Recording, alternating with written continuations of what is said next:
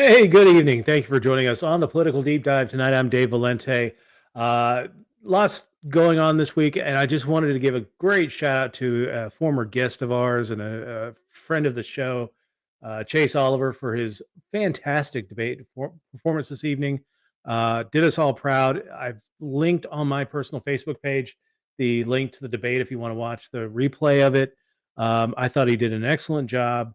Uh, go give him some love. The link that I shared of the debate in that link, there's a link to his fundraising. Send him some money.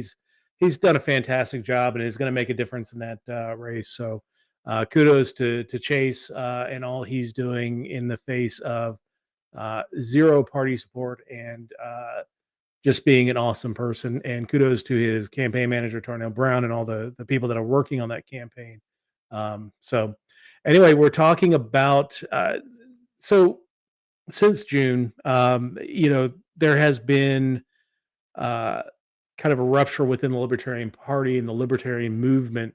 A lot of people think that it's dire consequences for the Liberty movement. I couldn't disagree more. I think the death of the tree of the Libertarian Party is spreading the seeds of liberty all over the country, and you're seeing it formed in parties like the Keystone Party, the Pirate Party that we featured in the past.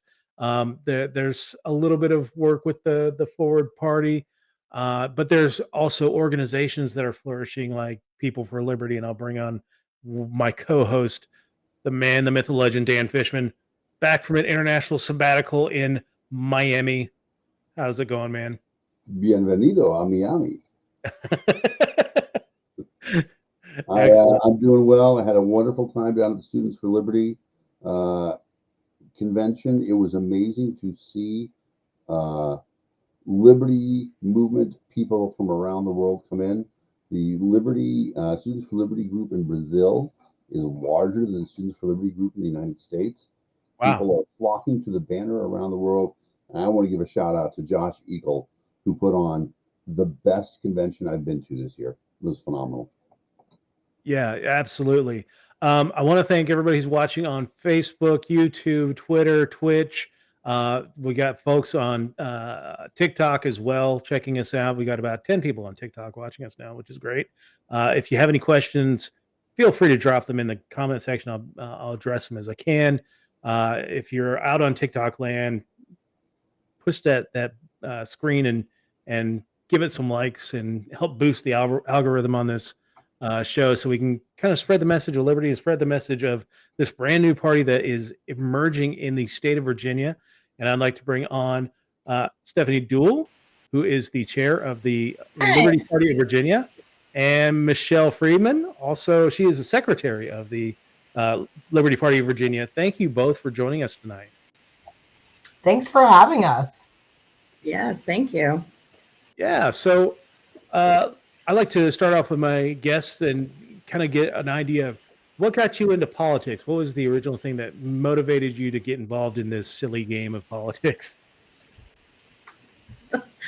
Well, I think I've been voting Libertarian for a while, and I think I always had a little bit of politics in me, but I was raising a family and doing everything, and then I got approached by someone to, hey, join a local party. And I started just throwing myself into it. My kids had all grown up and moved out of the house. So that's what I did. Awesome. Where in Virginia are you located at? Virginia Beach. In Virginia Beach area? Okay. How about you, Michelle? What got you involved in politics, and specifically the Liberty side of politics? Well, I'm one of those lucky former public school students who had an amazing teacher for government my 12th grade year. And she not only talked about the Republican Party and the Democratic Party, but she also talked about the Libertarian Party at the time, which is kind of unheard of in public schools, that they're educating about that. And I knew back then, 17 years old, that this was the way for me. This was something completely different than I'd ever heard before. So that really kicked me off back in, that was 1994, 1995. So My first election that I was able to vote in, I did vote for Harry Brown and Joe Jorgensen. So yeah, like I've been a libertarian at heart and in principle pretty much my entire adult life. But as far as getting involved, it was the Gary Johnson campaign that got me out from behind the keyboard and actually doing something to promote a candidate. Excellent, excellent. So you both were involved in the Libertarian Party of Virginia, the Libertarian Party of Hampton Roads, right? Or was that Yeah. the affiliate?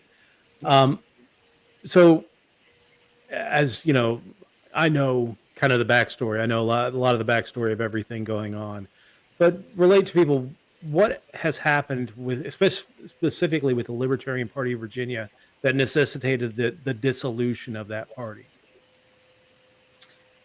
From what I know is that it really was the Reno, so everybody that went there and saw all the stuff that was happening in Reno at the convention, the national convention, removal of the bigotry plank, the abortion plank, stuff like that, that had really just really got rid of a lot, just and some of the bad acting that was going on.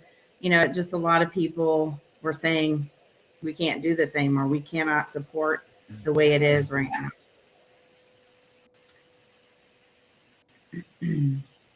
How about you, Michelle? What was your feelings about the whole thing? Well, I think first of all, it's important to recognize that Stephanie and I, who are founding members of this new party, Liberty Party of Virginia, had absolutely nothing to do with the dissolution of LPVA. We were not voting members of the SEC. We saw an opportunity for people who were left politically homeless in Virginia, not just with the dissolution, but yeah, Stephanie hit on it. Reno was a major turning point that people who were longtime libertarians in the state, outside of the state, were faced with a fundamental change in our core values based on who voted and who was elected at our national convention. But I'm not going to lie, the turning point for me was our state convention. The battle that we faced at our state convention to keep the party from turning into something that we didn't like. The collectivism of people holding up signs, red and green signs, based on how they wanted people to vote. It just is the most unlibertarian thing I'd ever seen. So that was my turning point. But we're here to represent a beacon of hope for lost liberty lovers in Virginia. Yeah. So talk about the Liberty Party. What? So you came from the Libertarian Party. What is the fundamental difference between the Liberty Party and the Libertarian Party that is technically no more, really? Well, I mean, honestly, we have an abortion plank. We have a bigotry plank. We just, brought back old school libertarian values and then added some goodness along with it. I think that a lot of people were getting, I don't know, disenfranchised with the Libertarian Party and the things that were going before Reno as well. So I want to say that, I've got a group of hardworking, smart, great people that have volunteered their time to try and get this Liberty Party going and to represent people. And we're just really super excited about this and want to get ballot access. Let's get liberty-minded people on the ballot here in Virginia. All right. Well, let's talk a little bit about ballot access, because I'm a former resident of the state of Virginia. I've lived in the People's Republic of Arlington for about 5 years. And I know the battles that it came with being a third party in Virginia. Back when I was in the state, it was 10,000 for a statewide candidate. It was 10,000 petition signatures, and what was it, 400 per congressional district? Yes. Yeah. Is that still the case? I know that they reduced it for COVID. Is it back to that level, or is it reduced? It is back to that level. And another thing that's important to recognize is it is Virginia state law that they not recognize any party except for a Republican or Democrat. So that's a law that needs to be repealed before any third party, not the Libertarian Party, not the Liberty Party, not the Green Party, all of them, not the Forward Party, all of them. That law needs to be repealed before we can even consider fair ballot access. That's crazy. Because I mean, I know that even beyond the petitioning and everything like that, the back when I was in Virginia was to qualify for ballot access, you had to have 10% of the vote of a statewide race, so governor, or attorney general. But so did they change that, or is that now part of the whole equation? Is that you can get 10%, it doesn't matter? That's correct. It is 10% in 2 consecutive statewide races. Oh, So, wow. like that's it. The hurdle is impossible to reach. As long as they're pushing us out and keeping us from having, debate access, and as long as we don't have the funding to put on the ads that the Republicans and Democrats are putting on, how are we ever going to break that threshold?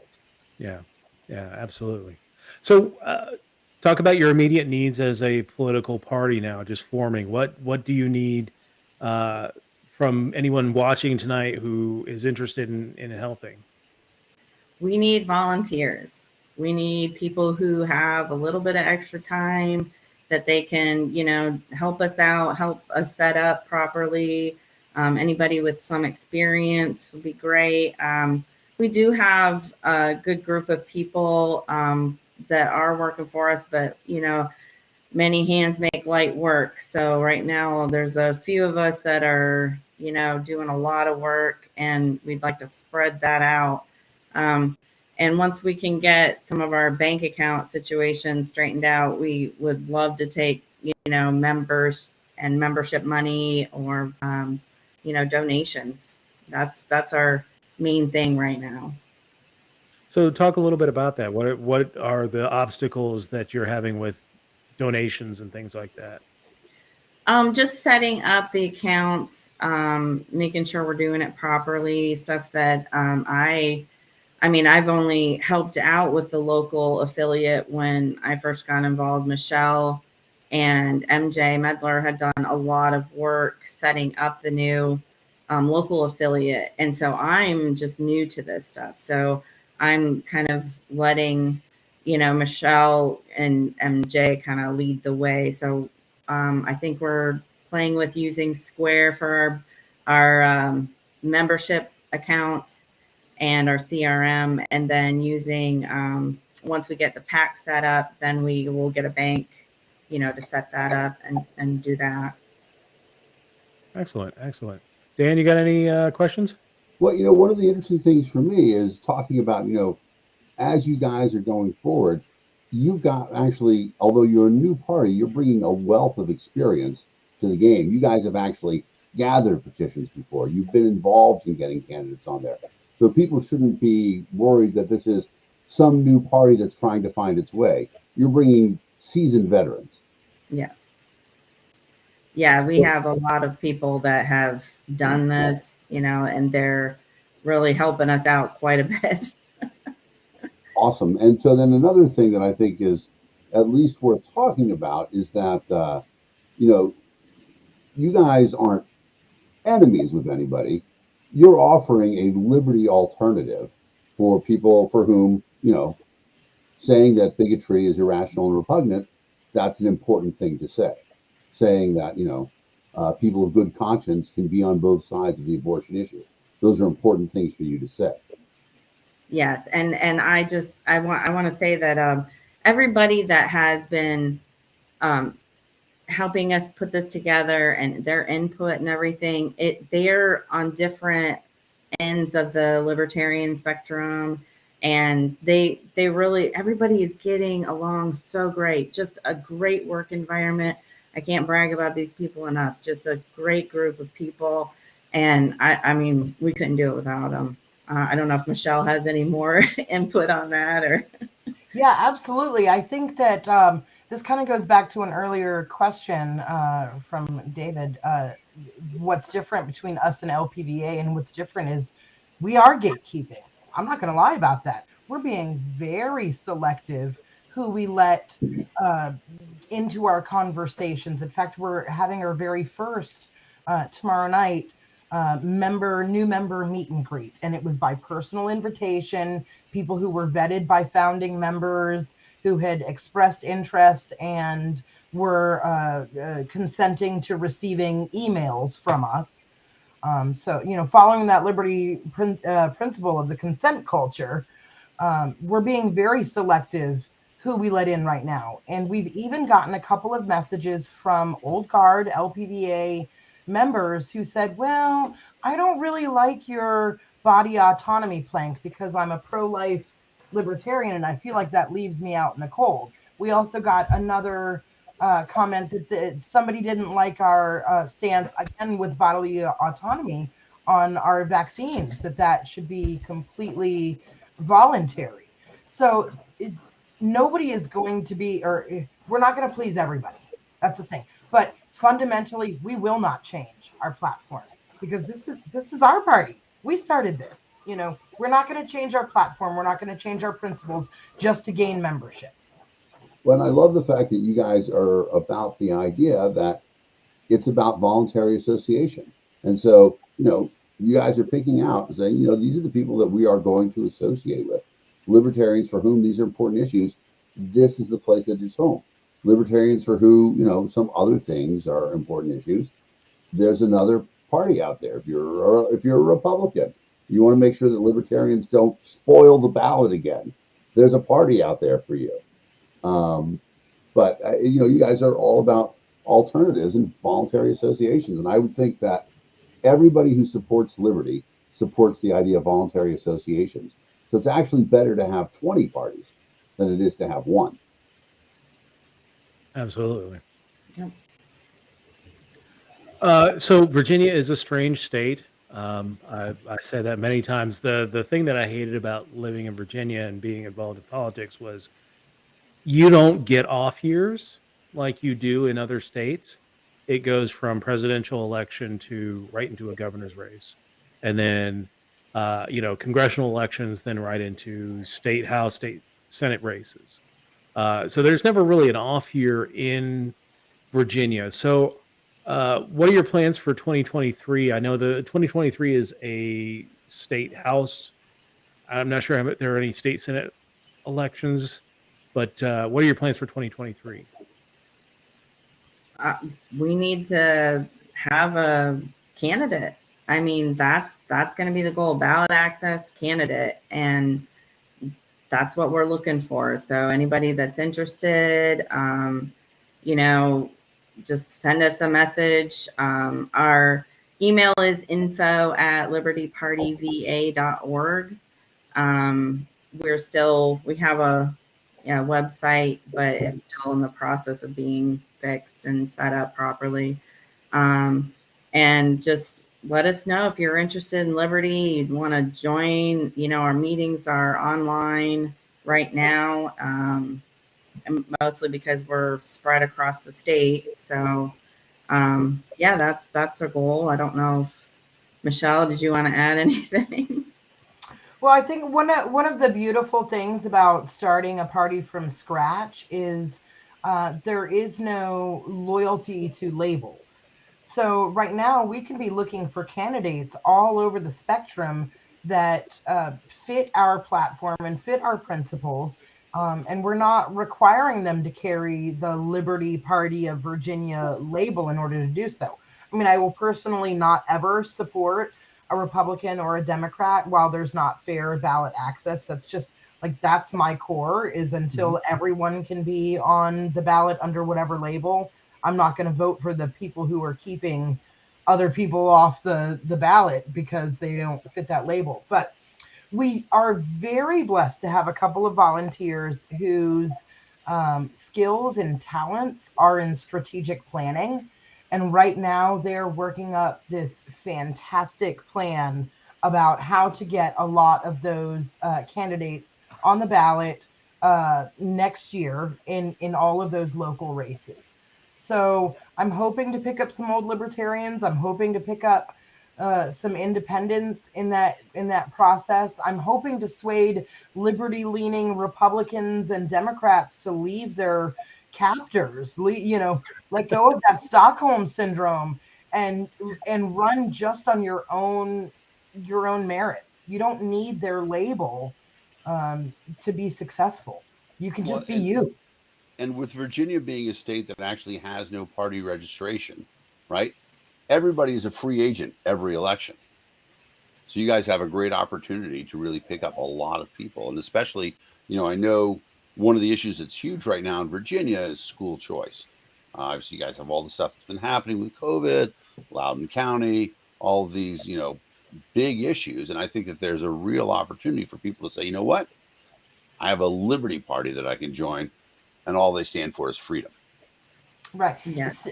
On that topic, Dan, which, by the way, happy birthday. It's your birthday. Thank you. It is my birthday.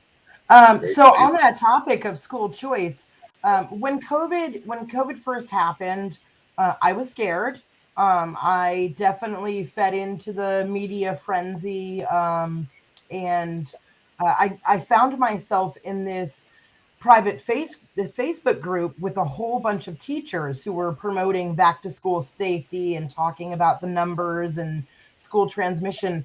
But over the last 2 years, I've spent enough time in that group that I've flipped at least a dozen teachers, public school teachers, towards school choice through COVID discussions, because the state of Virginia took away our virtual option. And all of a sudden, all of these teachers were like, whoa, why are they taking away our choices to be safe? And that led right into like, it was almost kismet. Oh, now you believe in school choice. So, I mean, that's been fantastic. But I will say, most of that work I did in those groups was to change the Libertarian Party's name in their minds. My goal was to make them think that libertarians were not a bunch of scallywag scumbags. And that's good work. That's a lot of work. I got a lot of these people like joining in our protests against the local group that we were fighting. I guess 2 years ago now, the Tidewater Libertarian Party. But it's my point is, you can have honest conversations with ideological opponents that you find common ground in if you approach the conversation in the right way. Yeah. I mean, it's a novel idea. The idea that we actually might be more united together as human beings than we are separated as minions of a political party. Right. Yeah. Exactly. I mean, go ahead. Oh, I was like, I don't know if anybody remembers back in the day, you used to not talk about your vote. You don't talk about that stuff. That was private. That's your private business. And now everybody, they got to have a flag to tell you, which way they vote. And I prefer if everybody would just kind of vote for each thing as they view and not by whatever higher power tells them to do it. Now, one of my favorite acts of civil disobedience is to tweet out a picture of how I voted on my ballot, because that's illegal in most states. I'm not sure if it is in Virginia or not. Generally, as a state of the Confederacy, I think it was under the Civil Rights Act that ballot pictures were illegal, because it used to be that bosses require ballot pictures to prove that you voted for the right candidates. And but I think the Supreme Court did rule that is illegal to uphold, because it was a Minnesota challenge. Yeah, how can it not be speech protected by the First Amendment? Exactly. Most of my ballot is a write-in for NOTA anyway, so. I won't say what I put as my write-in, but it's not very friendly. I will say, just as a point, and this is going to be a little controversial here, but as a person who has been a poll worker, when you submit a write-in ballot, those have to be counted by people. And so if it's a real write-in ballot, that's great. On the other hand, if it's Mickey Mouse, that guy is a communist. Do not write it. I'm just kidding. But don't think about your poll workers when you're doing your write-ins. NOTA makes a lot of sense, saying none of the above. But if you're just writing in a crazy name, think about your poll workers who have to sit there and read everything and write them down. My 2 cents on that. Well, I know some states have gone to the point of, at least in West Virginia, I know that they say you have to be registered for it to count, and it has to be the write-in vote has to reach a certain threshold for it to be counted. Massachusetts actually moved to that model in 2020, where they count up all the write-ins first, and if the write-ins don't make a difference, they don't get read at all. They just push them aside. Yeah. On the other hand, you can then decide, what does that mean for you, right? Are you writing it into to be ignored, or what are you doing? And I like I said, I don't know what the law is in Virginia. I think there is a good reason to do a write-in campaign, especially in places where it is where there are candidates who are denied access to the ballot. In fact, very recently, I have come to believe that instead of the way we vote, we should do what the Japanese do and have a blank sheet of paper, and you have to write in the name of all the candidates. Handwriting recognition would be a problem, so maybe we say you type in the name on a blank sheet of paper or something like that. But I actually like that a lot better than the idea that you fill in a ballot box with the people who are selected on there. But Dan, I wouldn't be able to vote because you can't write. Because I can't. I don't speak Japanese. I don't. Nice. Oh, I'm so glad I played that straight. That was really good. Excellent. All right. So, as a burgeoning party, we're coming up on a presidential election in 2024. Has there been any thoughts about perhaps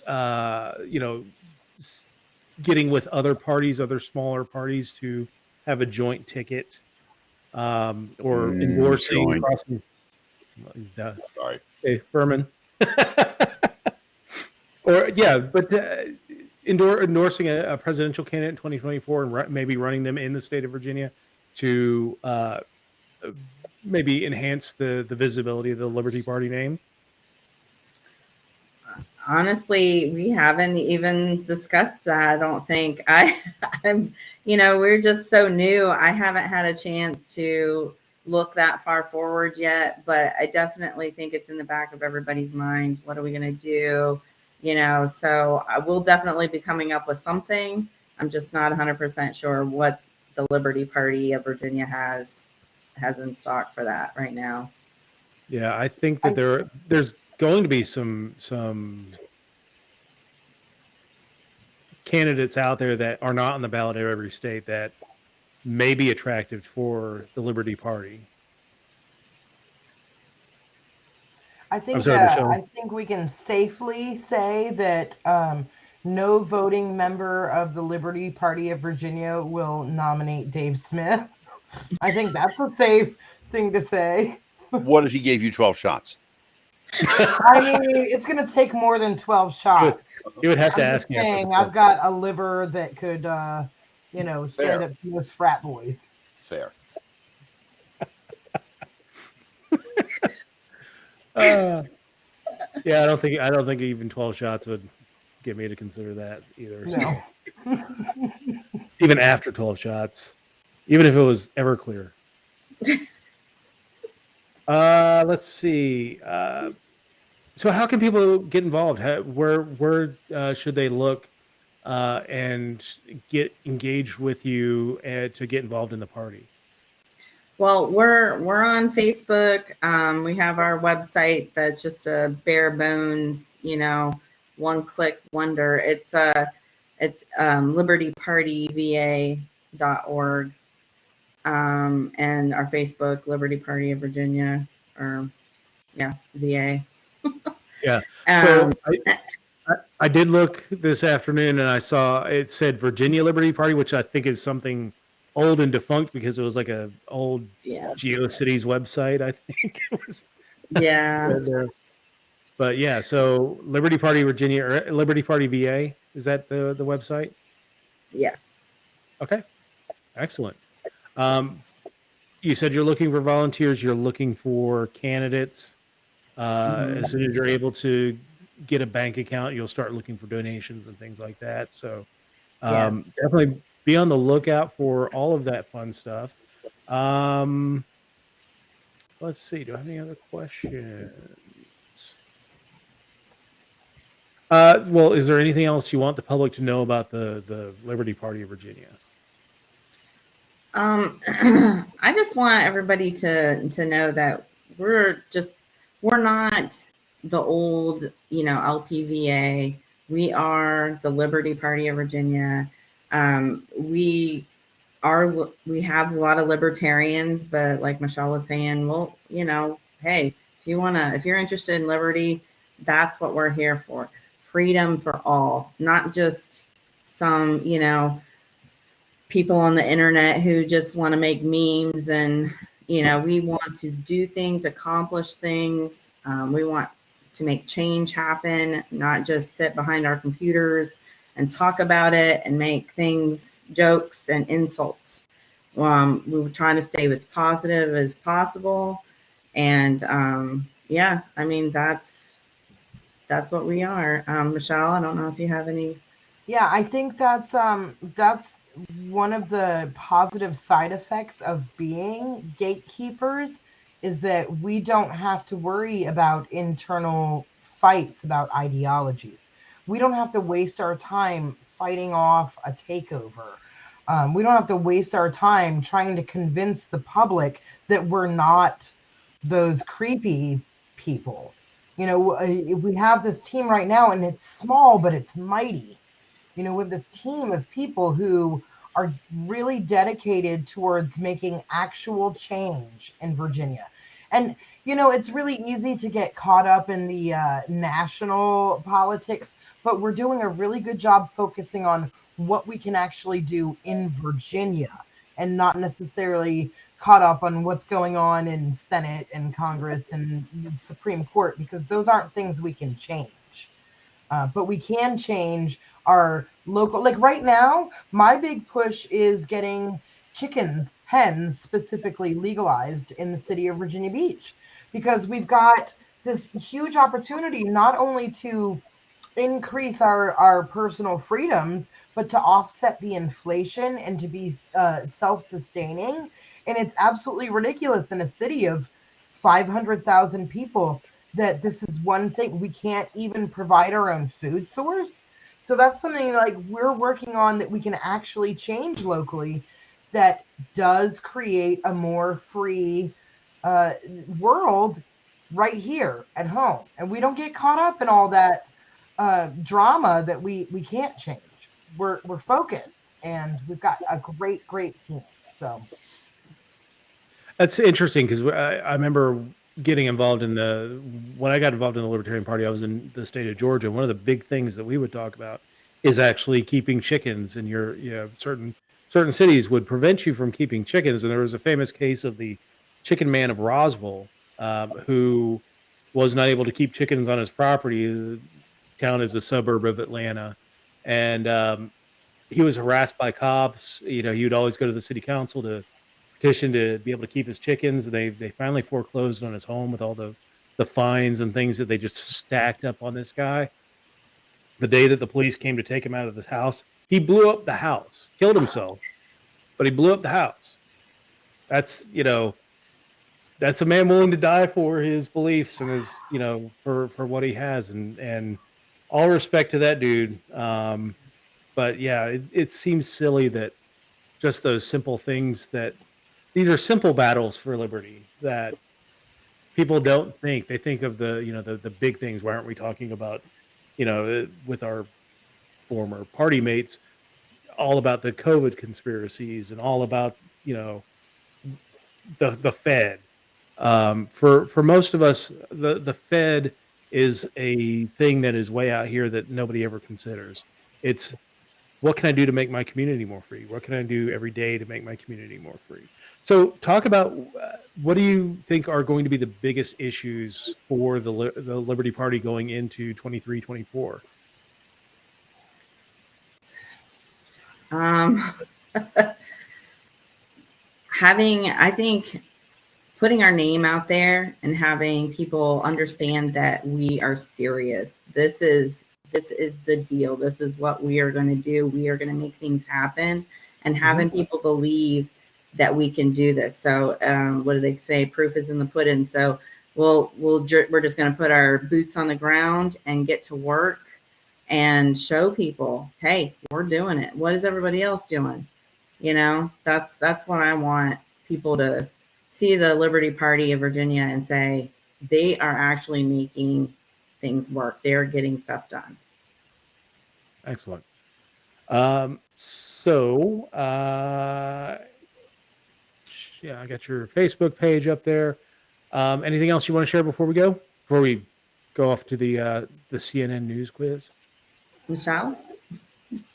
No, I mean, I just want to say thank you for having us on to talk about Liberty Party and what our goals are in the future. I really appreciate the exposure.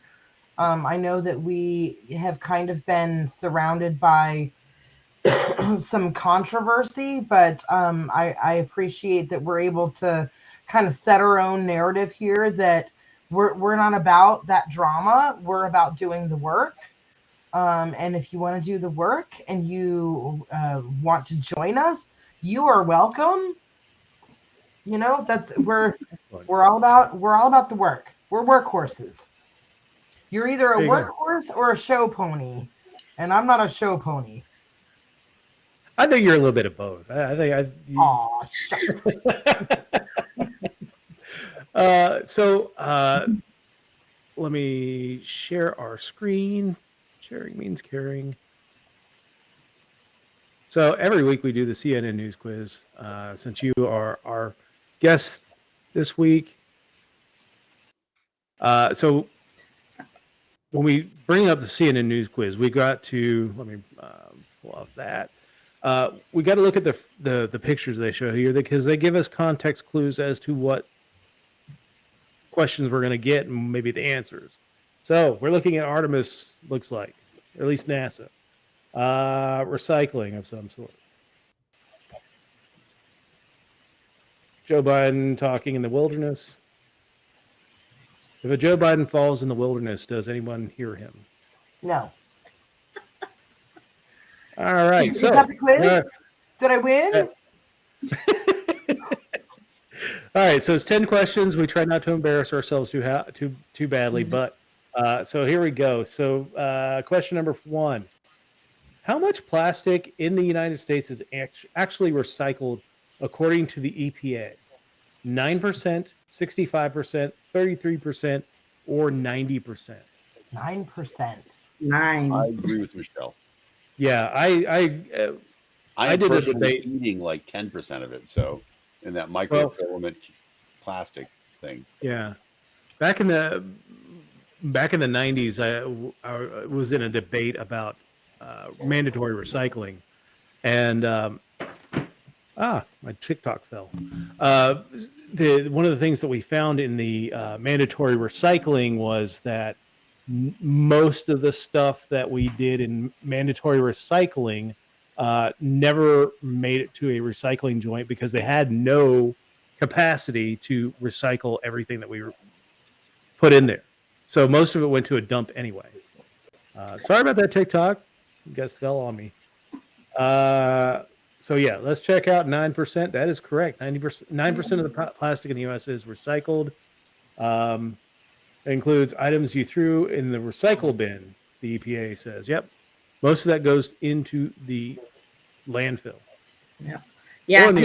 Here in Virginia Beach, if you put your recyclables in a plastic trash bag and then put it in your recycled container, they just throw the whole thing in the trash. That doesn't actually get recycled. They don't like take it out of the bag and shake it out for you. Yeah. So I, yeah, I mean, in my younger years, I was a front end manager at a local grocery store, and we had this big bin that said plastic bags that people would come in droves, and it was a grocery store in a very uppity neighborhood, so they all thought they were doing the right thing by recycling their grocery bags. But at the end of the night, our custodians just threw them in the big dumpster. So it was all a farce. Like Yep. you think you're recycling these plastic bags, but they're just going in the dumpster with the trash. yeah, I a lot of this recommend- stuff is performative. Yeah, I recommend everybody check out the Penn and Teller show Bullshit and their episode on recycling because it's fantastic. The Yeah. only things that really make sense to recycle are aluminum and glass. Yeah. And even then, glass, like, you have to separate it by color. Racist. I am racist. I saw this awesome video one time of these machines that they can put in bars. They're almost like vending machines, but you drop your empty Budweiser bottle or whatever glass bottle you're drinking your beer out of in this machine, and it finally grounds it into sand that can replenish beaches. To me, that's brilliant. I mean, especially living in a coastal area, and I see how much effort has to go into keeping our bulkheads and preventing flooding. Like, why wouldn't every single bar at an oceanfront resort have one of these machines that grounds these glass bottles into sand to replenish the beaches? That's such an amazing free market solution to me. I've been doing that for a while, but I may not have been grinding the glass fine enough. I mean, are Ow. shards okay? You were just throwing broken glass on the beach, Dan. You're that guy. Some like a couple is walking on their honeymoon through the beach, and they're like, "Oh shit!" You know what? I do want to add a PSA because I have injured myself tremendously on a beach. One day I'm out there, I'm like 20 years old, and I'm drunk, illegally. But I'm running down the beach, and I step into a fire pit that somebody has covered over with sand. There were hot embers inside it. Man, that hurt. So my second, yeah. Sorry, Dan. That was probably me and my friends lighting bonfires on the beach and getting, told to stop by the police. So You that's failed my, that self-help guru's experiment right there. well, that is my second PSA for everybody. If you've been drinking on the beach and you've got a bonfire, you've got a little fire extinguisher built into your body with all that beer. Do what you can to actually put the fire out. No, I just walk down to the water and get some water. It's That's not a good idea too. Yeah. I mean, I don't know. I don't know Water about source you. right there. I don't know about you, but hovering over a fire to put it out doesn't sound good for me. I may have a genetic advantage at that point. Let's think about logistics on that one. Let's see. Question number 2: which fast food joint has the slowest drive-through according to a new study? McDonald's, Chick-fil-A, Taco Bell, or Dunkin' Donuts? I mean, Chick-fil-A. I know the answer to this survey is Chick-fil-A, but I call BS on that because the Chick-fil-A in my neighborhood is like, I mean, like they should run the whole world. Yeah. I agree with 16-year-olds that. in Like, the Chick-fil-A drive-through. maybe it's the slowest because the line is the longest because there's the number of people there. But if you talk about the volume that they deliver, they're unbelievably efficient. Yeah. And Yeah, I've always never- nice. Yep. I've never been in a more efficient line than a Chick-fil-A fast food line. Yeah. That's they should run voting. Honestly, I mean that's They should how run efficient they everything. are. Yeah. All right. Yeah. So Chick-fil-A was said to be the slowest. Yeah, I call BS on that one too because it's just Yeah. maybe it's pent up frustration from always wanting to have I mean- Chick-fil-A on Sunday, and then it's like, Exactly. And then I have to wait there all day. The line gets longer and longer until Monday morning when they open. It's ridiculous. Okay, Yeah, but have maybe- you guys tried brining your chicken in pickle juice for like 24 hours? Because it makes a huge world of difference. yeah, Not just in the flavor, but in the tenderness, the tenderization. I'm making up words right now. Yep. Probably Yeah, that's all good. shots of bourbon deep, but I'm pretty sure there's that yeah. Elvis song, "Love Me You Tender." gotta brine your chicken in the pickle juice. I know Yeah. Franklin's Barbecue, the legendarily best brisket in the world. They spray it with pickle juice while it's on the grill or in the smoker. Burger King isn't bad. I will tell you that Dunkin' Donuts, depending on where you are, can be very fast. Dunkin' Donuts in New England is really fast. But for me, there's a Dunkin' Donuts near where I live in Southern Maryland.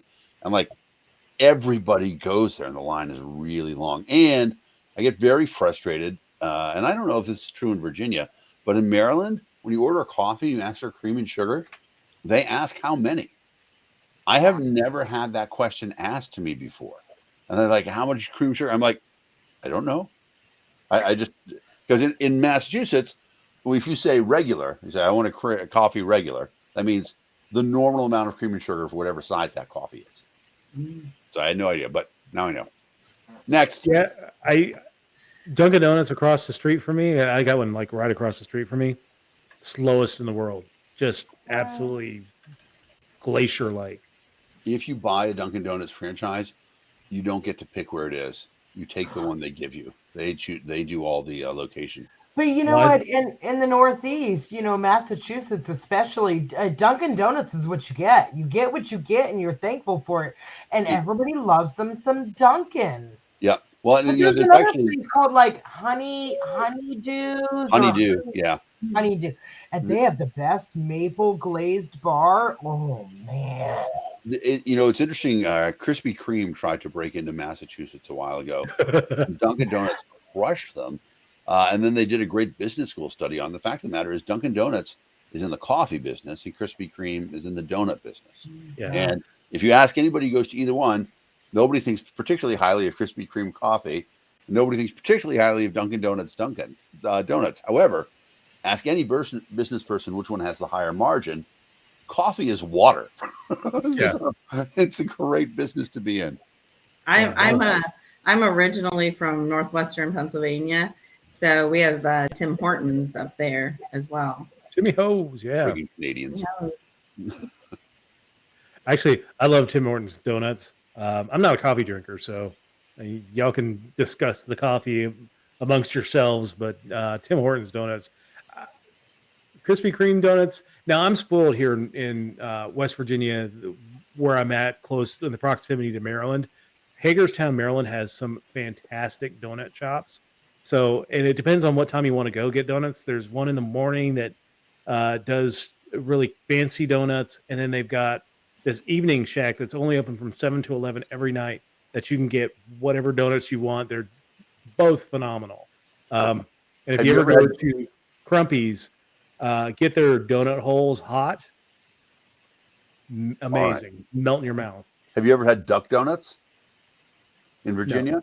No. So when I Duck Donut. Yeah, they're really good. So when I first started working at LPHQ, my first day, I'm like, you know what? I'm bringing in donuts. And I asked my cousins, what's the best? Hey, Steve, what's the best? They're like, oh, you got to bring in Duck Donuts. So it was a win. First of all, I got credit for bringing in all the donuts. And then half the people in the office didn't eat donuts. So I got to eat 3. It was awesome. Yeah, so Duck Donuts originated in North Carolina in a town called Duck, North Carolina. All right. It's a big vacation town for Virginia Beachans who don't want a vacation in their own vacation town. We go down to Duck, North Carolina. And what's really awesome about their donuts is it's actually like cake batter that they fry on demand. So it's not like you go in there and they pull a bunch of donuts off the shelf. You order the donuts that you want and you watch them go down this conveyor belt and it like squirts out the cake batter in the circle and goes through you get to watch the whole thing. But they've got flavors like key lime pie, like they're schmancy donuts. They have one with like bacon all over it. the maple bacon. Yeah. But I will tell you, when they first opened here in Virginia Beach and the line was out the door, I went on the first day because Duck Donuts is Duck Donuts, right? Right. So I went on the first day and I ordered maple bacon. And it was like a donut that had about a half pound of crumbled bacon on the top. and it was the best thing that ever happened to me in my whole life, driving to work, eating this maple bacon donut. And I've been at least 20 times since then, and never has there been a half pound of bacon on the top like there was that first day. And I feel robbed. That's how they get you. It's like a drug pusher. They give you the product the first time for free, and then bring you back. Yeah, wait a second. Where are those drug pushers? Because we were lied to in elementary school and junior high school with all of those after-school specials. Great. I have never in my life met a drug dealer who said, "Here, take this for free." Exactly. Chris Rock has a great routine about it. He says, I have never heard a drug pusher say, "Oh my God, how am I going to sell all these drugs? I'm really worried. I've got a supply problem going on." Well, of course, we're getting close to that time of year where we get all the PSAs about parents dropping edibles into kids. Yeah.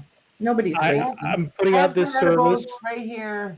I'm not giving them to kids. These are my edibles. Well, I'm in West Virginia. I'm providing this service. If you suspect that a piece of candy is actually a cannabis edible, bring it by my house. I will thoroughly test it and ensure that it's safe. And I will go the other side. All the ones you think might be candy, bring them by my house, and I will test them whether or not they're actually candy. Exactly. So I tell this story every year. The second house that my wife and I bought, it needed a lot of work, a lot of carpets that had to be taken out. We moved in there in October, and so you get one of those giant razor blade knives, and you slice the carpet up, and you roll it up. And in Massachusetts, you have to tie it up for them to take carpet as well. So I'm doing all this work, and after a while, all the razor blades are dull. In the middle of October, I go to the store, and all the Macintosh apples are out too, and I love to buy the apples, and so buy the fresh Macintoshes that come in, package of razor blades.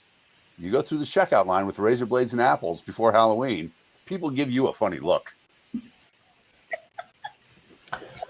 Okay, so that kind of reminds me, like talking about previously when I was the front end manager of a grocery store, there was this guy who came through the self checkout with an economy size jug of Vaseline and a package of toilet paper, and I've never forgotten that transaction. In the 20 years that it's been since I worked there, I'm like, what was he doing with all of that Vaseline and toilet paper? But you know what? I think he's never forgotten that transaction either.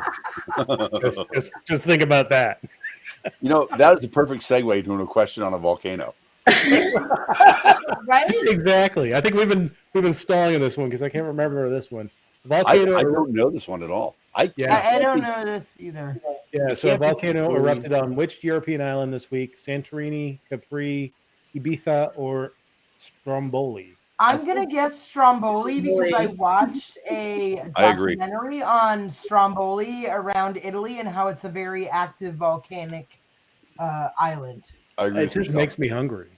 It was a really great documentary. Like, I'm such a nerd. So funny story is that back when my husband was in the Navy, we were stationed on Sicily, and we lived at the base of Mount Etna, and I could sit in my bathtub and watch it erupt. Wow. That's cool. Yeah. At least it didn't go Vesuvius, though. Yeah. Right? All right. We all agree Stromboli. Stromboli. Strom Thurmond. Nice job. Yeah. Preferably Volcano erupted on the Italian island of Stromboli. All right. I click on the video. Wait, were we right? Yes, you're right. Oh, yeah. I would click on the video, but CNN makes you watch ads to watch the video. So screw them. Question number 4: which high-profile individual's Twitter account was locked this week for posting offensive messages? Elon Musk. Kanye West. Yes, Jesus. Yep. Kanye West. Twitter locked Kanye West account for violating the company's policies over anti-Semitic tweets. Yeah. Yeah, he went nuts. Well, I mean, he's nuts already. But what I want to know is who spilled the beans to sorry. Wow. We do run all the media. It's true. Oh, shit. Sorry. All right, question I number mean, my 5. last name is Friedman, so I mean, we're cool. Question number 5. Which university issued an apology after it sent out 4,000 acceptance letters by mistake? Ouch. Oh, that's awful. Northeast, Northeastern, University of Arizona, University of Southern California, or Harvard? I'm going to Northeast. guess that it's Arizona, just because I don't think any of the other guys would bother to apologize because they're too arrogant. WVU. Northeastern. Yeah, I'm gonna go Northeastern too, because that's vague enough to not pigeonhole me. Like It could- Northeast is a big area. Well, so Northeastern is a private school in Boston, right on Huntington Ave. Yeah. But it's a good school. I got a lot of friends who went to Northeastern, so Yeah. They have a surprisingly good basketball program too, and they play in the Bean Pot. It could be the University of Spoiled Children too. USC. I mean, they let anybody in. So Yeah. All right. What are we going to go All with? right. Northeastern? Yeah, let's do Northeastern. All right. Correct. Wow. Northeastern sent out 4,000. I have to give all my friends that went to Northeastern all about that. Yep. 4,000 people just had their hopes and dreams crushed. I say admit them all. Free college. All right. Question number 6. Which professional golfer clinched the controversial Live Golf I think Championship? that's 54. It could be 54. Golf Championship and the $18 million prize. Tiger, Rory, Dustin, or Phil? I think it's going to be Mick, just because I don't think Tiger's going to win anything. Also, Tiger is a little culturally sensitive. well, it says controversial. Yeah. Clinched. No, the Live Golf is controversial because it's funded by the Saudi government. Right. That's why it's controversial. It's by the guy who killed. So I'll go with Phil Mickelson. Yeah. Yeah, I mean he's old. Would you want to say Rory McIlroy? I was thinking Dustin Johnson. Let's say Dustin. All right. I mean he has an obscene last name, so. Wow. Correct. All right, good job. That was a complete guess because I have not paid attention to Fun it. fact about PGA. I don't know. Are you guys old enough to know who Curtis Strange is? Sure. Yeah. Okay, so Curtis Strange was the best man at my parents' wedding. Wow. Nice. My dad went to high school with them, and they were good friends. And yeah, Interesting. good times. If I had known that he was a neckbeard, I would have guessed him. I mean, he is neckbeardy. Yeah. I mean, he's Chewbacca from the chin down. Is there like a societal norm that makes you like if you have a beard you have to cut it off right here, and if you don't cut it off right here that means something, or is that just It's 'cause virtue. I kind of think signal. men who have big bushy beards should be chopping logs, right? Well, like, is that am I sexist?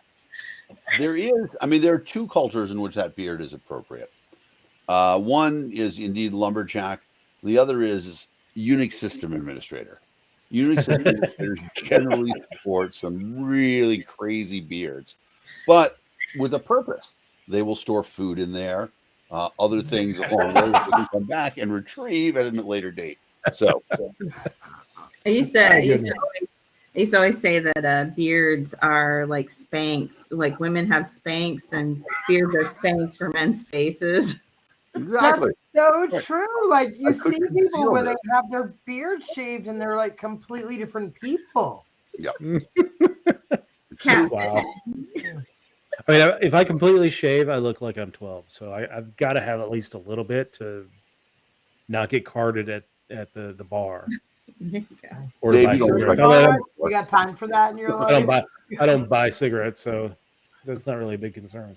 All right, question number 7. President Biden designated Camp Hale, a World War II era training ground, as a new national monument this week. Where is it located?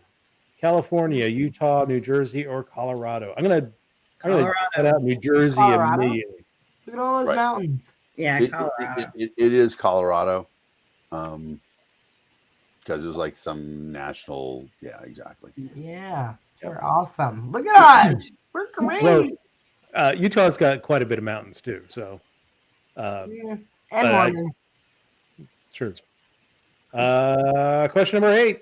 NASA has set a date for another try at launching Artemis 1, the moon mission that's going to go around the moon, but it's unmanned.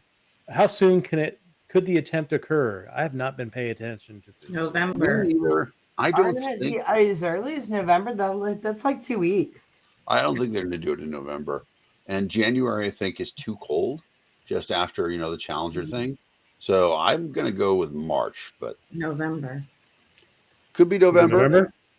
All right. If Stephanie says November, I'm going. Yeah, I actually funny. I kind of looked this up unintentionally recently because a lot of people in Virginia Beach were taking pictures of the rocket going through the sky, and they were like, "What is it?" and all this stuff. So I was trying to look up launches. All right. Okay. Yeah. Keeping our Yeah, people look alive, at Stephanie. Nice you. job. All right, question number 9. According to the Justice Department, about how many pages of documents were seized in the FBI's search of former President Donald Trump's Mar-a-Lago residence? I didn't hear anything about this. Did the FBI go into Mar-a-Lago? No, I don't think so. Oh, They didn't. I have no idea on this one. I'll go with 101,000 just because it's, That's- second from the most. That's also But how I many think- Dalmatians President Trump killed to make this 101,000 vote. Dalmatians. You're Yeah, right. I think I'm it's 101.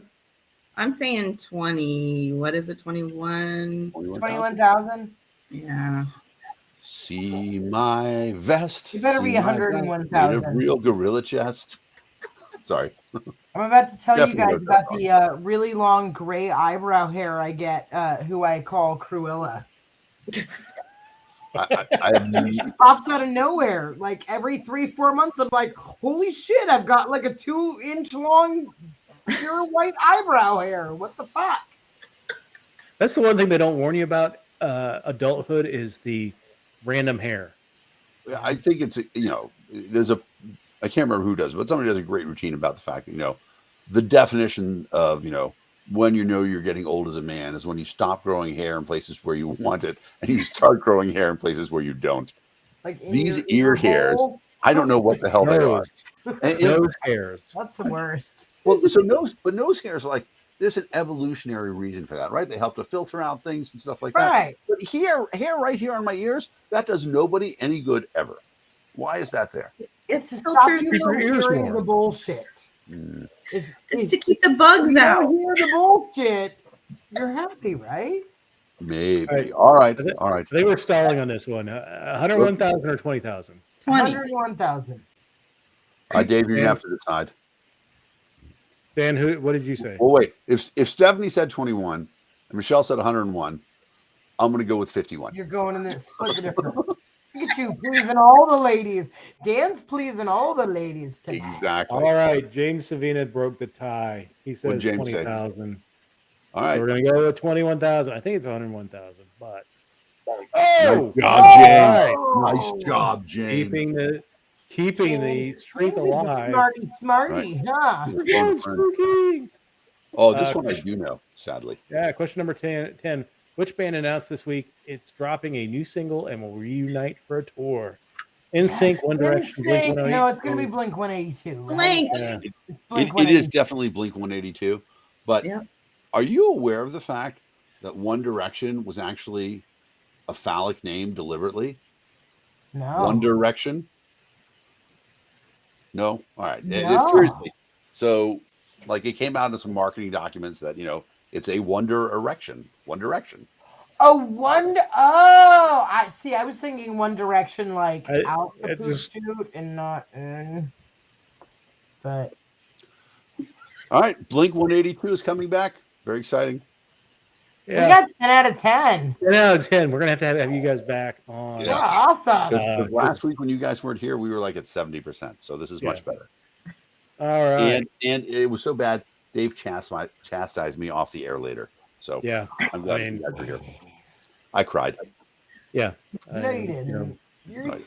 No, you didn't. No, I did not cry about that. Dan hopped on a plane and went to Miami. He had nothing to cry about. I had nothing to cry about. Miami was cool and hot, but what was amazing about it was the Friday that we got there, last Friday, this giant downpour happened, and downtown Miami flooded. And my friends, who I think most of you guys know, or a lot of our listeners will know, Seth Levy and Jess Mears, they tweeted out a picture of them driving with water like this high in the car, and like it was almost coming in, and they had a sedan. And Seth's like, we can't stop, because if we stop, the engine's going to flood and we're going to die, stuff like that. So they kept moving. It's crazy. Wow. That is Turn around, do not scary. drown. Global warming. Turn around, do not drown. I don't know if it's global warming or not. Actually, it's definitely not global warming. It's just over construction in Miami and no drainage. Right. That's true. that's the key right there. And It's probably Virginia under- Beach has a big problem with flooding, and this, Huge flooding problem. yeah, that's Yeah, so Yeah, did Carl. I pay $250 a month extra in flood insurance that is required by FEMA for me to have in my neighborhood. So my mortgage payment, I got a steal of a deal on this house in a great neighborhood, but with my taxes and flood insurance, it's like Are you in a 100-year floodplain? 500-year floodplain? 100-year. Yeah, we're in A1 flood zone. Funny thing was, the last major hurricane that we had here was Matthew. That was 5 years ago. Mhm. Every house on my street flooded except for mine, because my house is elevated. But because all of the houses around me had to file FEMA claims, I'm stuck paying the same rates as everyone else.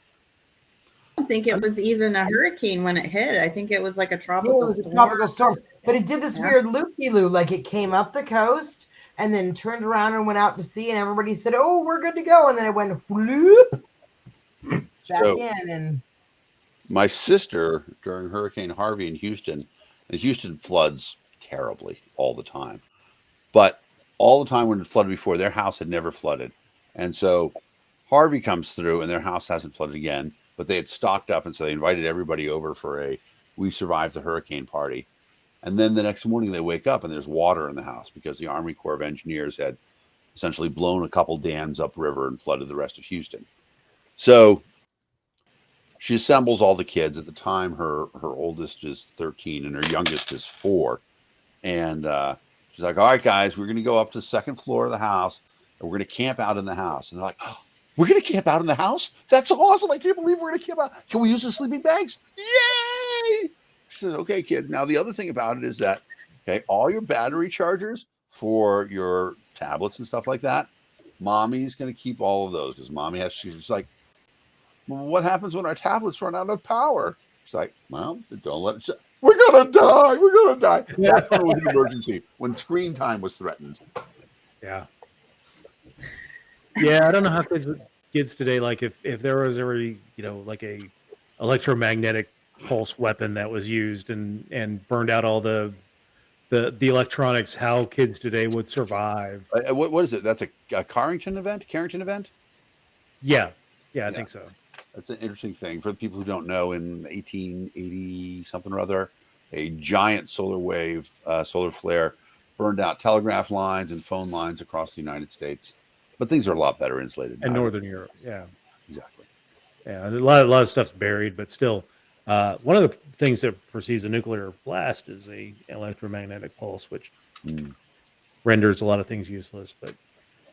But so this week we saw Alex Jones hit the reverse Powerball and losing $960 some odd million, putting him to a yearly lifetime loss of over $1 billion this year. Defamation has consequences. I mean, the one thing I remember, and I've said this on this show before, but I was raised Jewish. It didn't really stick.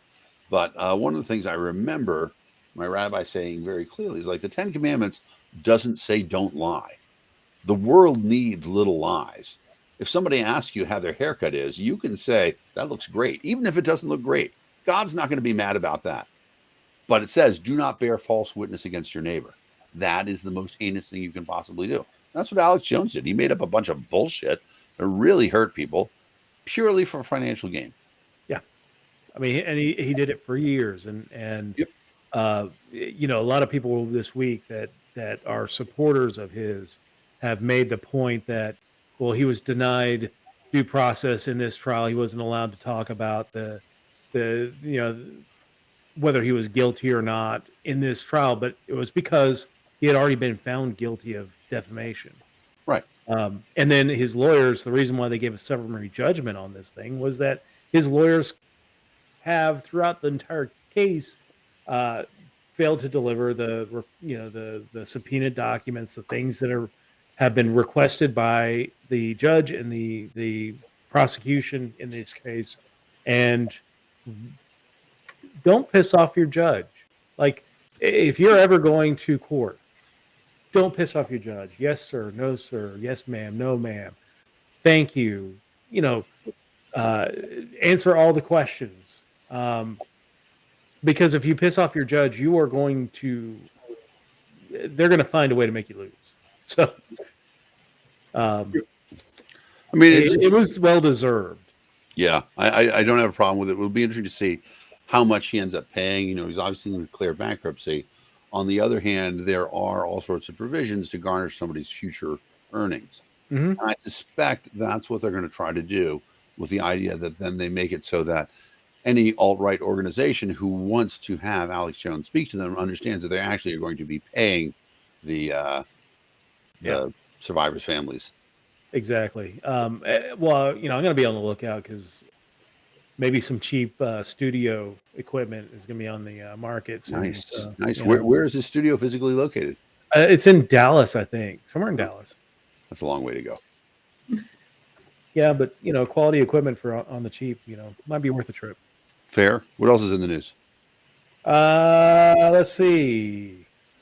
Elon Musk's tweets this week have been complicating U.S. foreign policy. That he got into a spat last week with the Ukrainians, saying that you know that they need to get in and negotiate peace with Putin.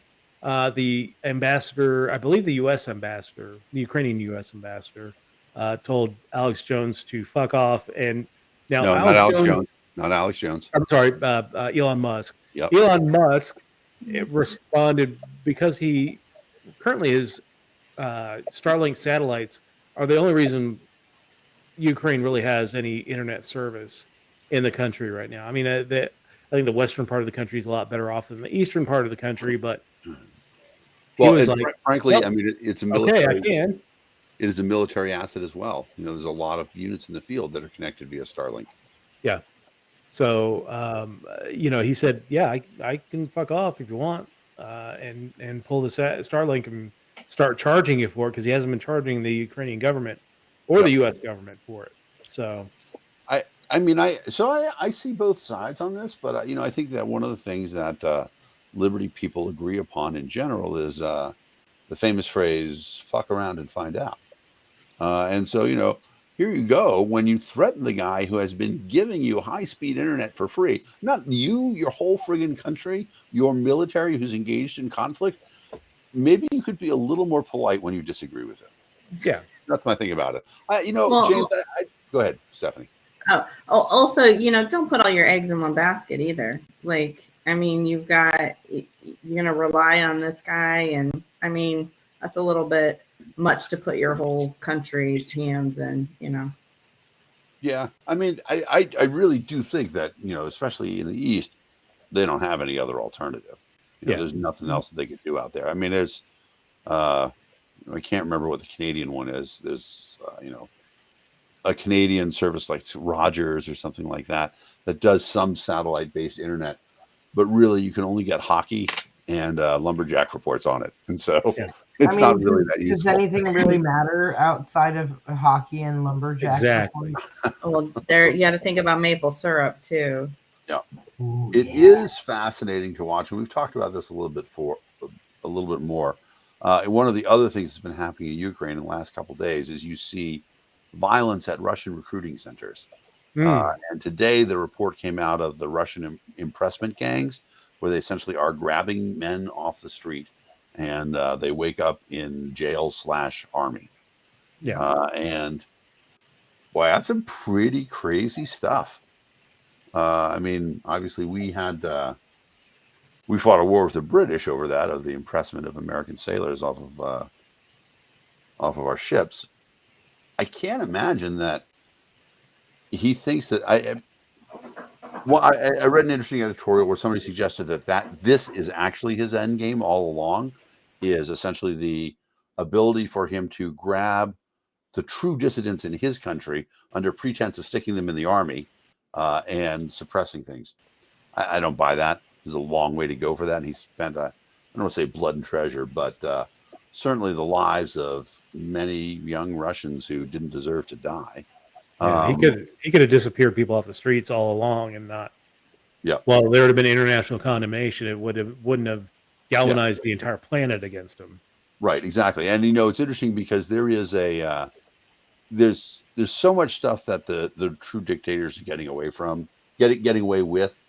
You're right. Putin could have been doing anything that he wanted to, but instead we're here in this stupid war, and you're seeing the Russian population rebel against it. Right. I mean, Voting with their feet.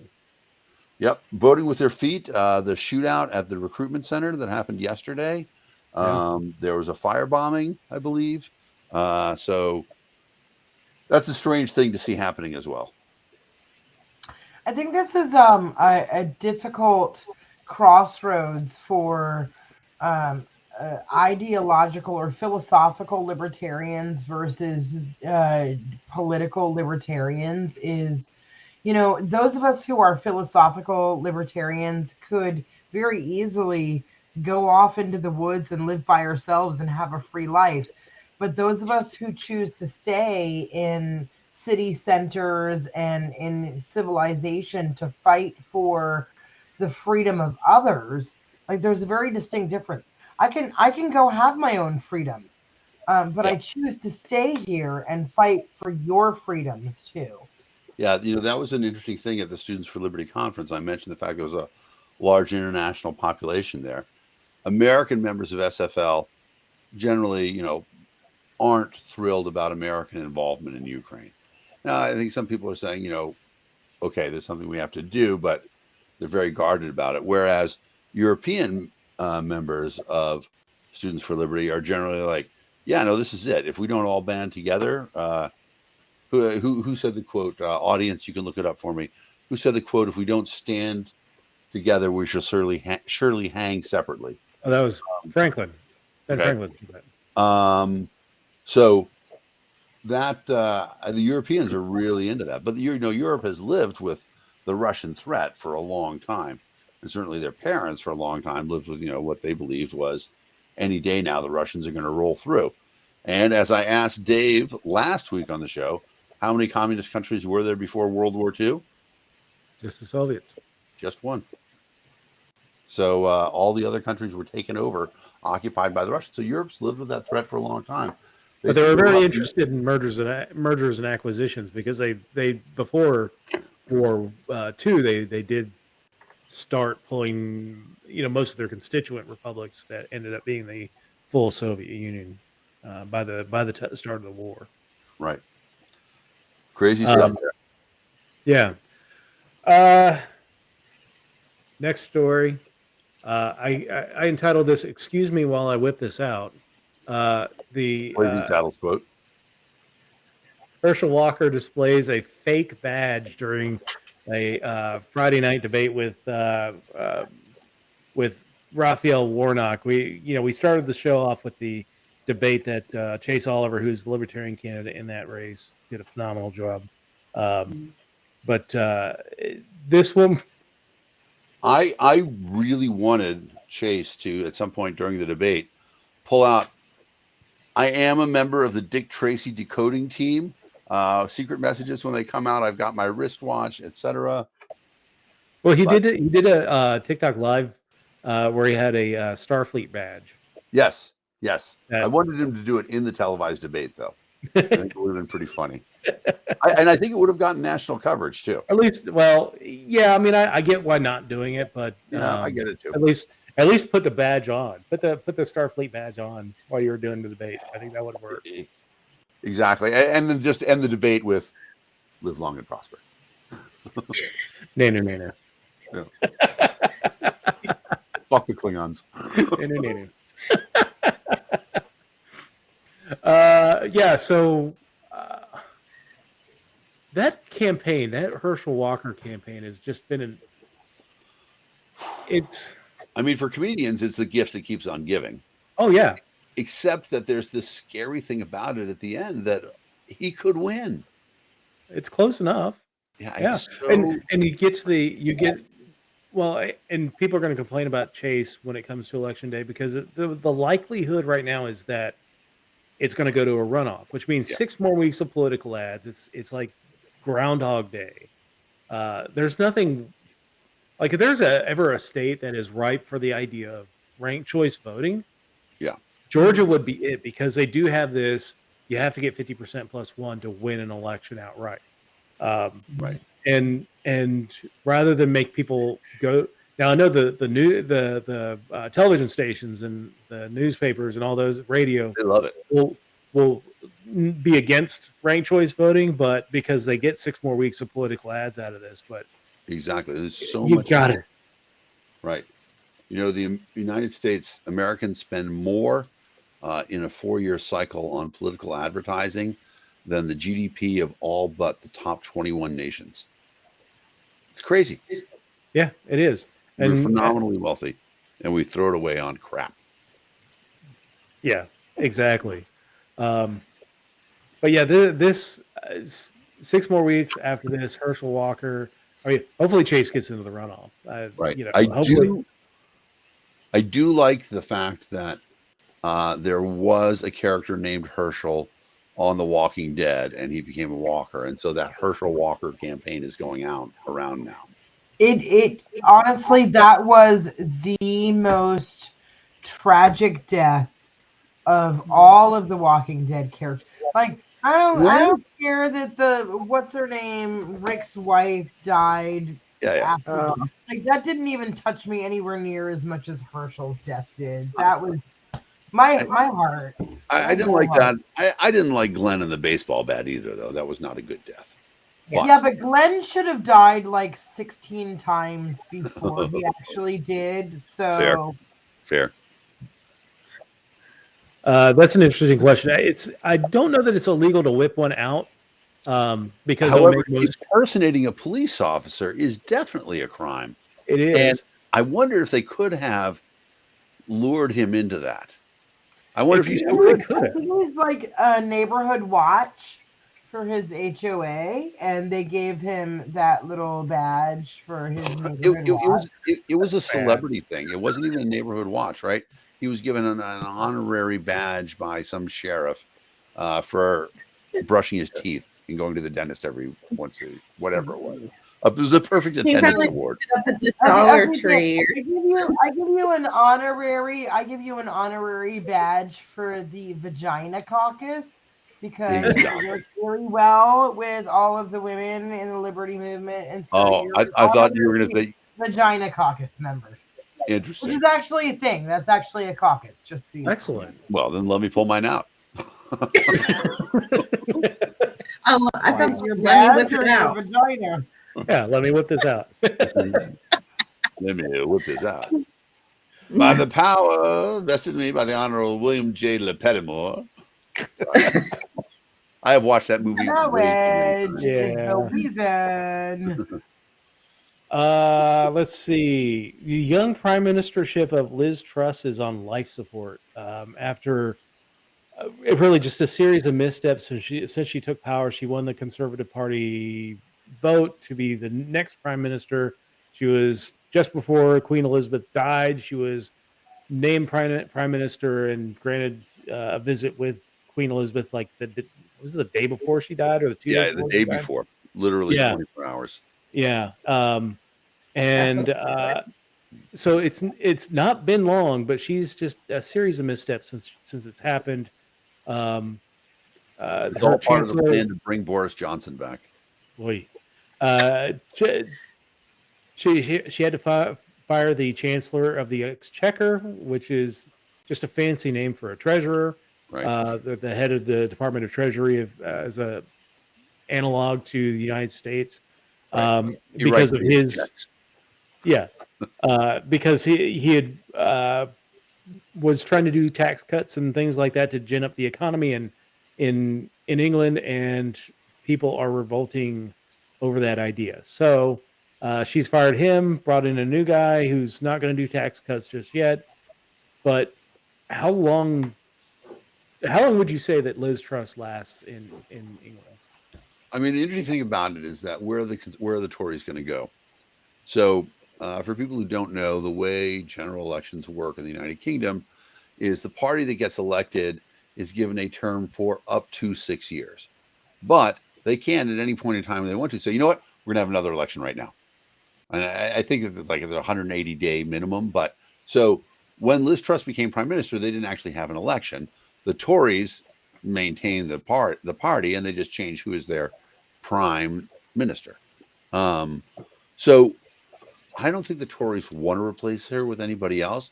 They'd rather let her just really take the heat for a while and hope that in a year it blows over, things get better. They could appoint a new prime minister and then have a snap election while the Tories are popular for having replaced Liz Truss with Baby Spice or whoever. Well, tell me what you want, what you really, really want, Dan.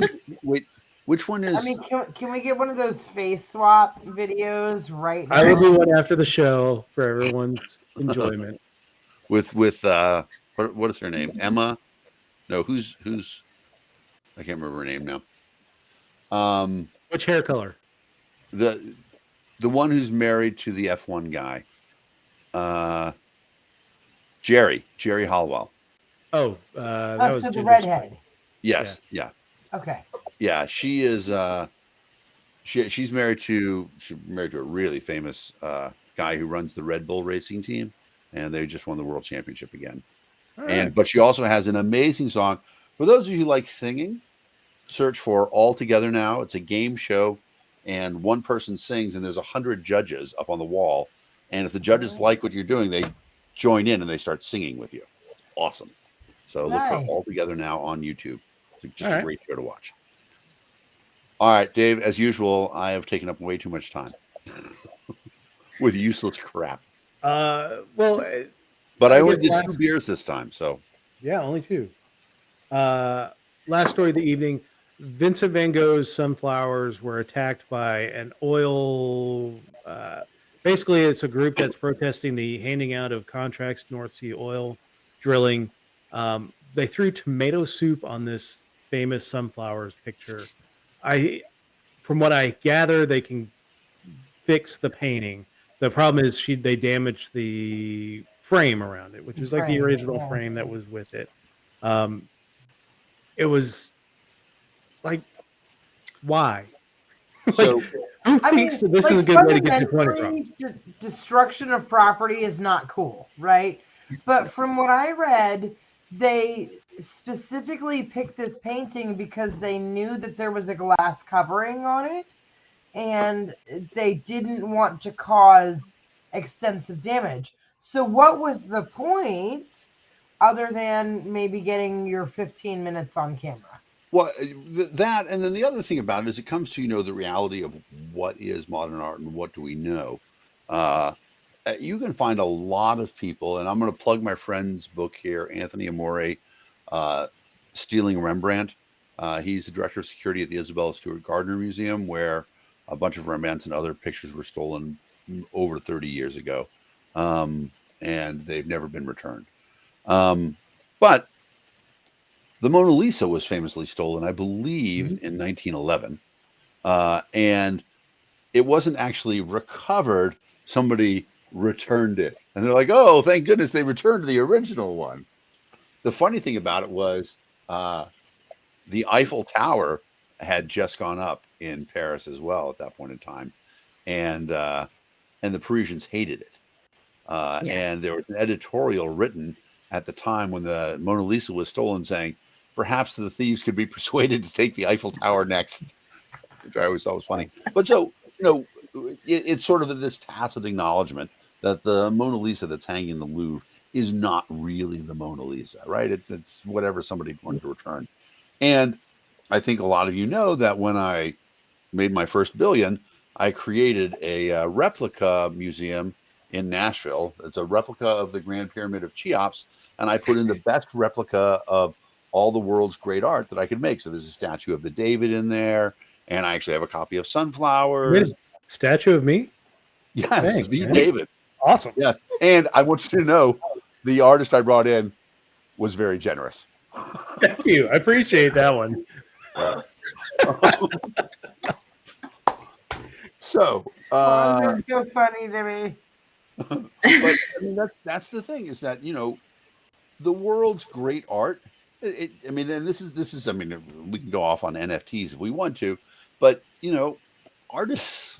It's kind of awesome in that it means things to you, but it's kind of stupid that you think there's only one thing that can be the thing that means that thing to you. The David Damas, exactly right. The David Damas Miller High Life is so. I confess that, you know, Champagne and beers.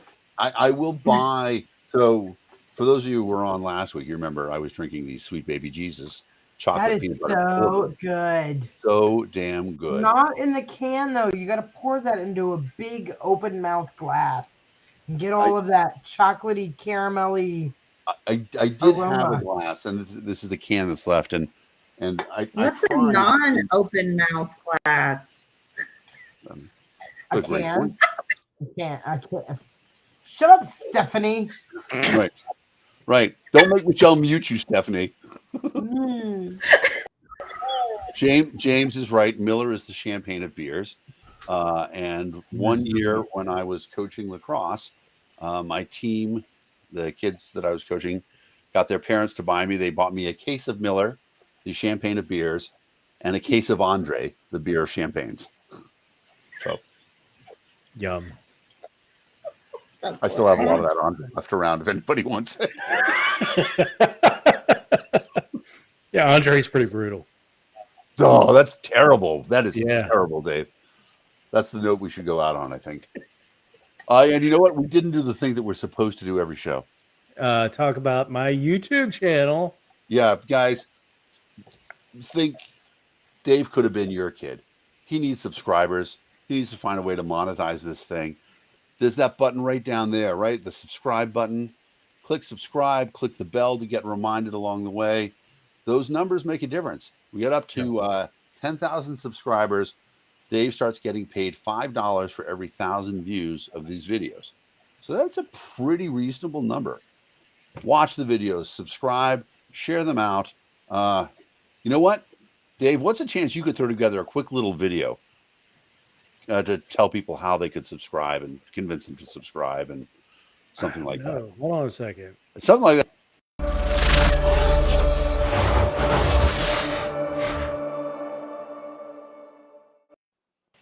You mean like are that? Fast. That was so fast. I Fast. can't believe you made that so quickly. Yeah, but whatever platform you're on, give us a like, follow, subscribe, share.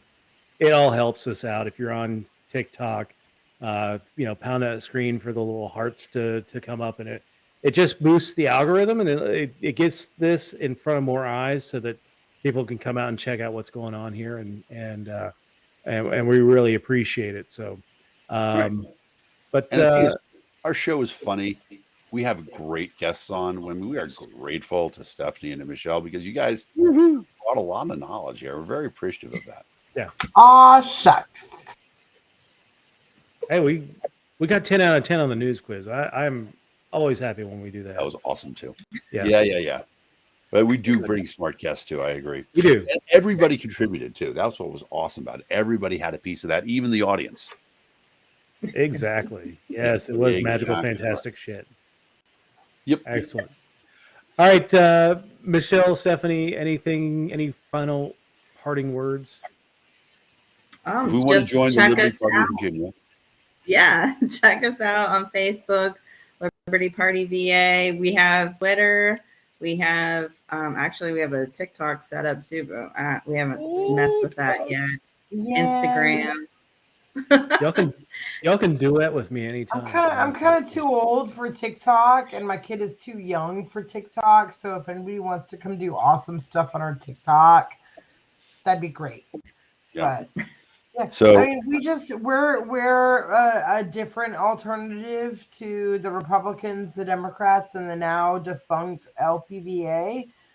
Come hang out with us and see what we're about. so Excellent. I have a really terrible TikTok joke if you want to end on that.